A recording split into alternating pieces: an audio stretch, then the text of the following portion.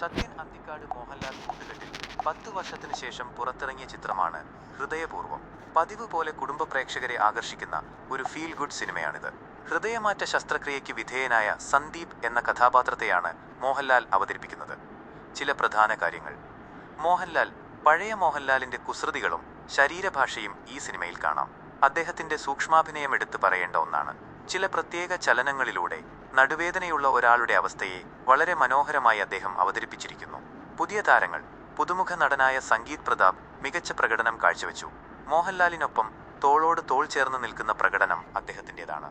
മാളവിക മോഹനനും ശ്രദ്ധേയമായ വേഷം ചെയ്തിട്ടുണ്ട്. തിരക്കഥ.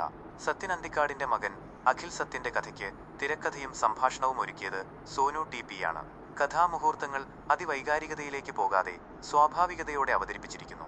മറ്റ് താരങ്ങൾ. സിദ്ദീഖ്, ലാലു അലക്സ്, ബാബുരാജ്, ജനാർദ്ദനൻ തുടങ്ങി വലിയൊരു താരനിര ചിത്രത്തിലുണ്ട്. കൂടാതെ അതിഥി താരങ്ങളായി ബേസിൽ ജോസഫ്, അൽത്താഫ് സലീം, മീര ജാസ്മിൻ എന്നിവരും എത്തുന്നു. മൊത്തത്തിൽ ഒരുപാട് സസ്പെൻസുകളൊന്നും അവകാശപ്പെടാനില്ലാത്ത ഒരു സാധാരണ സത്യൻ അന്തിക്കാട് ചിത്രമാണിത്. കുടുംബത്തോടൊപ്പം ആസ്വദിച്ച് കാണാൻ പറ്റിയ ഈ ചിത്രം പ്രേക്ഷകരെ ചിരിപ്പിക്കുകയും ചിന്തിപ്പിക്കുകയും ചെയ്യുന്നു. ഒരു ചെറുപുഞ്ചിരിയോടെ നിങ്ങൾക്ക് ഈ ചിത്രം കണ്ടിറങ്ങാൻ സാധിക്കും.